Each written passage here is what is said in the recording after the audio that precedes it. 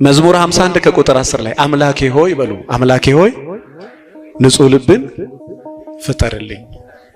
ምሳሌ ምዕራፍ 4 ከቁጥር 23 ከሁሉ በላይ ልብህን ጠብቅ፣ ከሁሉ በላይ ልብህን ጠብቅ።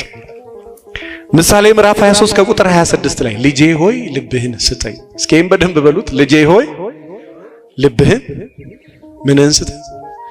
አዎ መጀመሪያ ይሄ ልብ ለሴትም ለወንድም ሰጥተህ ከሚሰበርብህ መጀመሪያ ለማን ስጠው?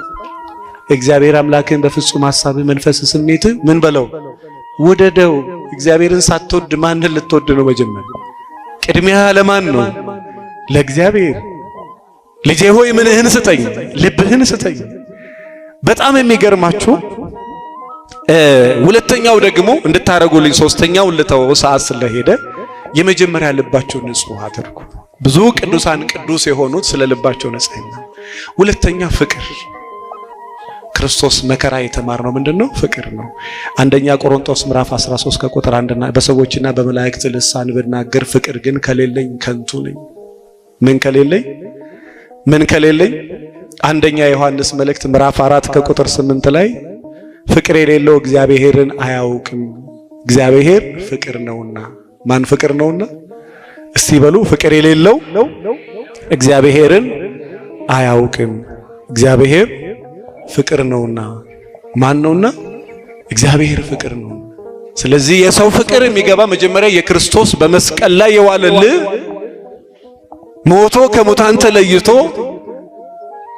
እንዲሁ በዚህ ምድር ላይ ሳለ እያንዳንዱ ከመጀመሪያ ጀምሮ እስከዚህ ከሙታን ተለይቶ እስከተነሳ እስካረገበት ድረስ በምድር ሳለ ሲያስተምሮ የነበረው ዓለም ከተፈጠረ እስከ መጨረሻ እስከ ራእይ ዮሐንስ የተጻፉትም ጭምር በሕይወታቸው አድርጎ የከበሩት አንድ ነገር ነው። እሱም የመጀመሪያ ልብን ንጹህ ማድረግ፣ ሁለተኛ ፍቅርን ከክርስቶስ ከማን ወገኖቼ?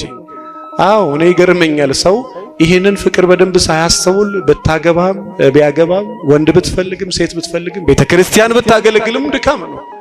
ድካም የማይሆነው መጀመሪያ የክርስቶስን ፍቅር ካወቀ ትንሽ ትትና ይኖራል። ከዛ መተሳሰብ ይኖራል። ከዛ ጭቅጭቁን ትቀንሳለህ። ከዛ አለበለዛ አንድ እዚህ አዳማ ከስተመሮች አሉኝና ረጅም ዓመት ሲጨቃጨቁ ኖሩና አንድ ቀን ሊሞት ደርሶ አልጋ ላይ ተኛና እሷ ቶሎ በሉ ድንኳኑ እዛ ጋር ይተከል ሳጥኑን ቀረብ አድርጉ ምናምን ትላለች። ከዛ በኋላ እንደው ሚስቴን ጥሩልኝ መጣች ተጠርታ፣ እንደው እዚህ ምድር ላይ እኔና አንቺ ተስማምተን አልኖርንም፣ እንኳን ደስ እያለኝ ልሞት ባክሽን፣ እኔ ከሞትኩ በኋላ ማግባት ትዳር ባንተ በቃኝ፣ አንተ ከሞትክ እኔ ገዳም ነው የምገባው አለች። አንድ ቀን ተስማምተው የማያውቁ ሰዎች ናቸው።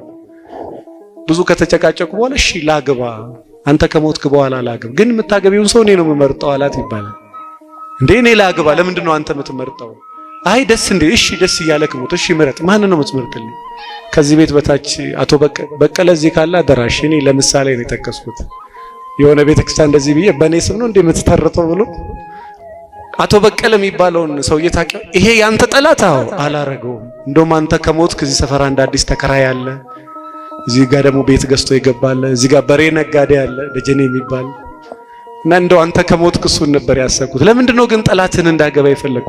እሱንም እንደኔ ያቃጥልሽ እንድገይልኝ ነው። እንግዲህ ወገኖቼ ፍቅርን የሚያውቅ ክርስቶስን ያውቃል። ማንን ያውቃል? ማንን ያውቃል? ፍቅርን የሚያውቅ ክርስቶስን ያውቃል።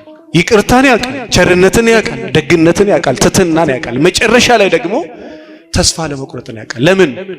እኛ ከሞትን ተመለሰን ምን እንላለን? እነሳለን።